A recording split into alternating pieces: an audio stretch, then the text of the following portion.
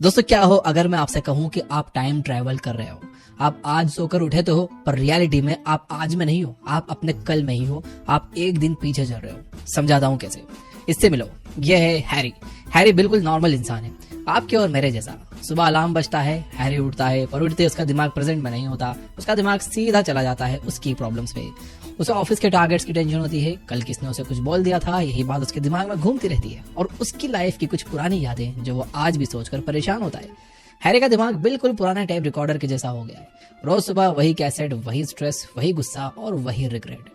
Antonio are डमासियो जो एक neuro scientist है, उन्होंने अपने एक हिपोथेसिस में बताया है कि हमारी हर मेमोरी के साथ एक इमोशन जुड़ा होता है। इसीलिए जब हैरी अपनी पुरानी नेगेटिव बातें सोचकर परेशान होता है तो उसकी बॉडी भी नेगेटिवली रिएक्ट करती है, जिससे वो हमेशा फ्रस्ट्रेटेड और गुस्से में रहता है। और धीरे धीरे ये फीलिंग्स हैरी की लाइफ का हिस्सा बन जाती है, जिसकी वजह से हैरी के फ्रेंड्स और फैमिली को लगता है कि हैरी हमेशा चिड़चिड़ा रहता है। तो अब सवाल यह है कि क्या हैरी इस लूप से बाहर निकल सकता है, और अगर हाँ तो कैसे। और अगर आप भी हैरी में अपने आप को थोड़ा सा भी देखते हो तो ये सवाल आपके लिए भी उतना ही इंपॉर्टेंट हो जाता है। तो बस अगर आपको भी हैरी की तरह इस सवाल का जवाब चाहिए तो ये वीडियो आपके लिए है, क्योंकि आज हम आपके साथ इस वीडियो के एंड तक एक ऐसा सिंपल 7 डे फ्रेमवर्क शेयर करेंगे जिससे आप हैरी मोड से बाहर निकल के अपनी लाइफ के डायरेक्शन को रीसेट कर सकते हो। तो चलिए शुरू करते हैं। Part 1, your body versus your mind.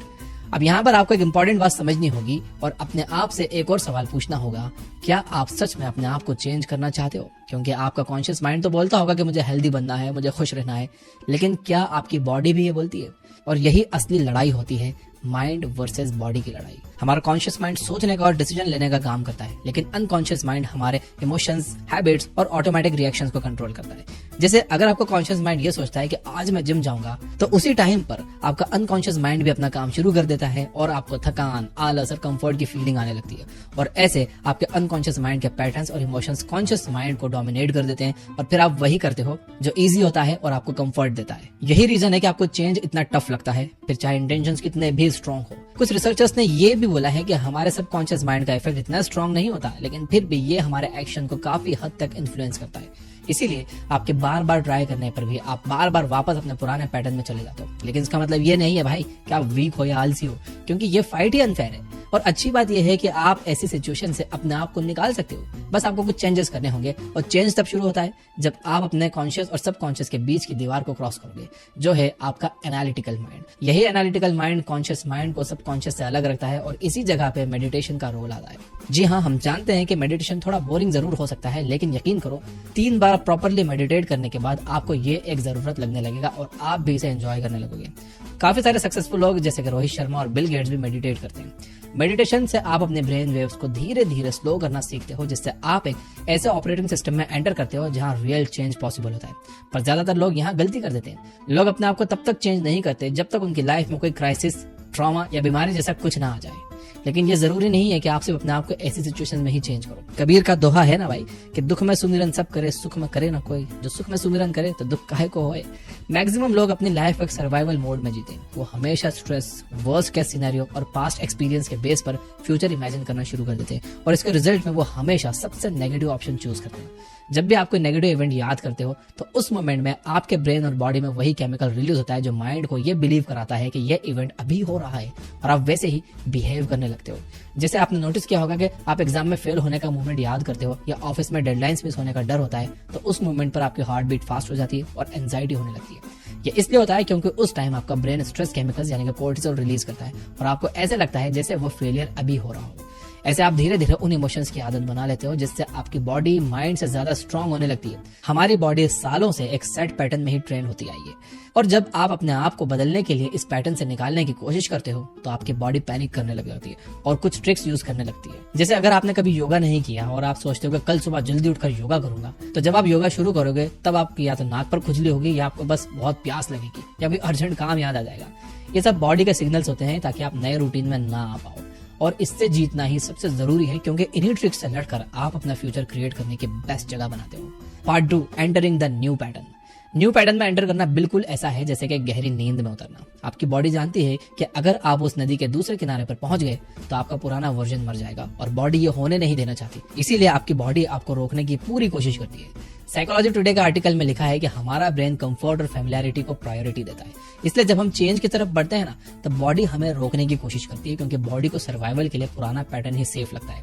दीप रोज सुबह 6 बजे उठने का डिसाइड करता है। पहले दिन उसमें मोटिवेशन होती है, अगले दिन उसे आलस आती है और नींद ज्यादा अच्छी लगती है। ये लेजीनेस नहीं होती भाई, ये ब्रेन का कंफर्ट जोन होता है जो दीप को पुराने पैटर्न में ही रखना चाहता है। बॉडी के पास ऐसी बहुत सारी ट्रिक्स होती हैं और वो हर एक ट्रिक यूज करती है जिससे आप न्यू पैटर्न फॉलो नहीं कर पाते। और इन ट्रिक्स से लड़ने के लिए मेडिटेशन करना बेस्ट है। जब आप डीप मेडिटेशन करते हो तब आप सिर्फ शांति नहीं होते, बल्कि तब आप एक फ्यूचर क्रिएट करना शुरू कर देते हो। आप खुद से पूछते हो कि मुझे कौन सी नई लाइफ चाहिए, मैं कौन सी हैबिट्स अपनी लाइफ में चाहता हूँ, मैं किस टाइप का इंसान बनना चाहता हूँ।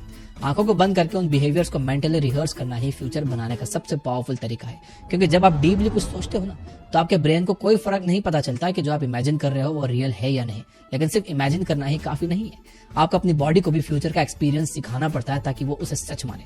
आपके थॉट्स ब्रेन की लैंग्वेज होते हैं और फीलिंग्स बॉडी की लैंग्वेज होती है, और इसीलिए आपकी बॉडी तभी कुछ समझती है जब आप उस चीज को फील करते हो। अगर आपको कुछ इमेजिन करके फील ही नहीं हो रहा है तो बॉडी को भी कोई सिग्नल नहीं मिलता। इसका मतलब ये है कि अब आपको सक्सेसफुल फील करने के लिए सक्सेस का वेट नहीं करना है और अमीर फील करने के लिए बहुत सारे पैसों का वेट नहीं करना है। जब आप अपने आप को सक्सेसफुल, कॉन्फिडेंट और अमीर फील कराना स्टार्ट करते हो तो आपका बिहेवियर चेंज होता है, जिससे आप खुद अपने फ्यूचर के क्रिएटर बन सकते हो। Part 3, becoming the creator. अब यहाँ एक बहुत बड़ा शिफ्ट होता है। मैक्सिमम लोग अपने ही पुराने थॉट्स के विक्टिम बन चुके होते हैं, और सबसे डेंजरस बात तो यह है कि उनको ये रियलाइज भी नहीं होता।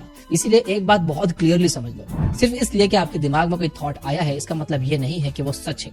ऑन एन एवरेज एक इंसान दिन में 6 से 7 हजार थॉट्स सोचता है और उनमें से 90% थॉट्स ऑलमोस्ट सेम ही होते हैं। अब आप खुद ही सोचो कि अगर आपके थॉट का रिलेशन आपकी डेस्टिनी से है और आपके थॉट्स हर दिन सेम है तो लाइफ कैसे चेंज होगी। और फिर हम बोलते हैं कि यार लाइफ चेंज क्यों नहीं हो रही। यही वजह थी कि मैंने आपको मेडिटेशन पहले सजेस्ट किया था, क्योंकि मेडिटेशन का मतलब ये नहीं है कि आप कुछ अलग इंसान बन जाओगे। इनफैक्ट मेडिटेशन से आप अपने बारे में और ज्यादा जान पाओगे, जिससे आपको पता चलेगा कि आप क्या सोच रहे हो, आप कैसे रिएक्ट कर रहे हो और आप क्या फील कर रहे हो। जितना ज्यादा आप कॉन्शियस बनते जाते हो उतना ज्यादा आपको बेनिफिट मिलता है। मेडिटेशन का असली मतलब ही यही होता है कि टू बिकम फैमिलियर विद।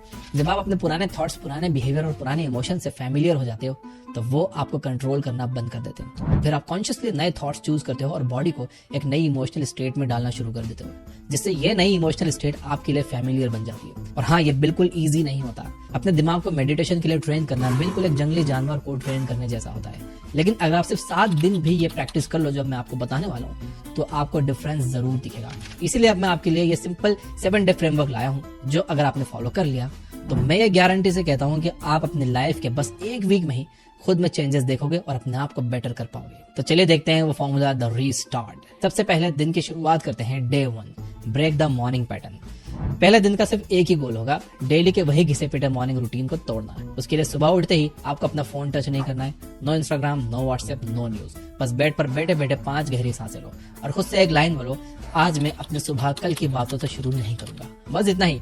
पहले दिन का मोटिव फ्यूचर क्रिएट करना नहीं है। पहले दिन आप सिर्फ अपने पास्ट को खत्म कर रहे हो और अपने आप को फ्यूचर के लिए तैयार कर रहे हो। Day 2, observe without judging. दूसरे दिन का काम बस सिर्फ नोटिस करना है। दिन भर जब भी गुस्सा आए, क्रेविंग हो, फोन उठाने का मन करे या कोई नेगेटिव थॉट आए, तो बस आपको एक काम करना है, खुद को नोटिस करो लेकिन रिएक्ट बिल्कुल मत करना। किसी भी सिचुएशन में नो रिस्पॉन्स, नो एक्शंस, सिर्फ खुद को जानो। यहीं से कंट्रोल वापस आना शुरू होता है। Day 3, enter the new pattern, the meditation day. तीसरे दिन आप पहली बार कॉन्शियसली न्यू पैटर्न में एंटर करोगे। इसके लिए आपको सिर्फ 10 से 15 मिनट शांत जगह पर आंखें बंद करके बैठना है और अपनी सांस पे फोकस करना है। और अगर बॉडी रेस्टलेस हो, नाक पर खुजली हो या कोई काम याद आ जाए, तो उस वक्त समझ जाना कि आपकी बॉडी आपको मना कर रही है। ऐसे में आपको बिल्कुल भी अपनी जगह से नहीं हिलना है, बस शांति से बैठे रहो। भाई खुजली खुजा लो, खुजली हो रही है। Day 4, install the new future. चौथा दिन इमेजिनेशन का दिन है, पर सीरियस वाला। मेडिटेशन के बाद अपनी आंख बंद रखो और सोचो आप कौन हो जब एडिक्शन आपको कंट्रोल नहीं करता। आप कैसे बात करते हो, आप कैसे चलते हो, आप अपने आप को कैसे फील करते हो। लेकिन ये सब आपको सिर्फ इमेजिन ही नहीं करना है, बल्कि साथ साथ फील भी करना है। Day 5, emotional rehearsal. 5वें दिन फीलिंग की प्रैक्टिस होगी। हर चीज या हर मोमेंट में खुद से पूछो कि इस सिचुएशन में मेरा फ्यूचर वर्जन कैसे रिएक्ट करेगा, और फिर वही रिएक्शन दो। आपको ये स्टेप थोड़ा फेक लग सकता है, पर ये जरूरी है। आपकी बॉडी को कोई फर्क नहीं पड़ता, उसे बस इमोशन चाहिए। Day 6, catch and redirect. 6ठे दिन का गोल परफेक्ट रहना नहीं है, इसका गोल है सिर्फ जल्दी वापस आना। जल्दी वापस आने का मतलब घर जल्दी आना नहीं है। इसका मतलब ये है कि आपको इंटरनली इतना स्ट्रांग बनना है कि अगर आपके अंदर कुछ भी चल रहा हो तो आप उससे वापस आ सको, यानी उससे बाहर निकल सको। जैसे भी पुरानी याद आए या पुराना पैटर्न दिखे, उसी वक्त अपने आप को रोको और फिर 3 गहरी सांसें लेकर अटेंशन प्रेजेंट मोमेंट में लाओ। Day 7, identity locking. ये दिन होगा रिव्यू का दिन। खुद से पूछो क्या मैं पहले से ज्यादा बेटर हो गया हूँ? क्या मैं पहले से ज्यादा प्रेजेंट हूँ? अगर जवाब हाँ है तो समझ जाओ आप रीसेट हो चुके हो। लेकिन अगर ना है तो कोई बात नहीं भाई, अगले दिन से सेम प्रोसेस रिपीट करो और फिर से ट्राई करो। ये 7 दिन कोई मैजिक नहीं है, ये एक मोमेंटम है जो करते करते ही आएगा। इसलिए हार मत मानना, क्योंकि इन 7 दिनों में भी बहुत बार आपका सबकॉन्शियस माइंड आपके थॉट्स पर भारी पड़ेगा, लेकिन आपको इस सबकॉन्शियस माइंड पर भारी पड़ना पड़ेगा। अगर आप ये 7 दिन ऑनेस्टली प्लान को फॉलो कर लेते हो तो आप खुद ही अपने अंदर नोटिसेबल चेंज देख पाओगे। और याद रखना कि रीसेट का मतलब ये नहीं है कि स्ट्रगल खत्म। रीसेट का मतलब है कि अब आप अनकॉन्शियस नहीं हो, कॉन्शियस हो चुके हो। और जो इंसान कॉन्शियस हो जाता है उसे कंट्रोल करना किसी हैबिट के बस की बात नहीं होती भाई। जब कोई कॉन्शियस हो जाता है ना तो हैबिट उसे ड्रैग नहीं कर पाती, इमोशंस उसे हाईजैक नहीं कर पाते, एनवायरनमेंट उसे कमांड नहीं कर पाता। हैबिट कहेगा कि चल फोन उठा ले, लेकिन कॉन्शियस इंसान कहेगा कि अभी नहीं। डर कहेगा कि मत बोल भाई, मत ट्राई कर, लेकिन कॉन्शियस इंसान कहेगा डर लग रहा है फिर भी करूंगा। So all the best. यहाँ तक देख रहे हो तो कमेंट करके बताना कि वीडियो कैसी लगी। अगर कुछ समझ नहीं आ रहा है कि क्या कमेंट करूं तो बस यस लिख देना, मैं आपकी फीलिंग समझ जाऊंगा। वीडियो को लाइक जरूर कर देना भाई।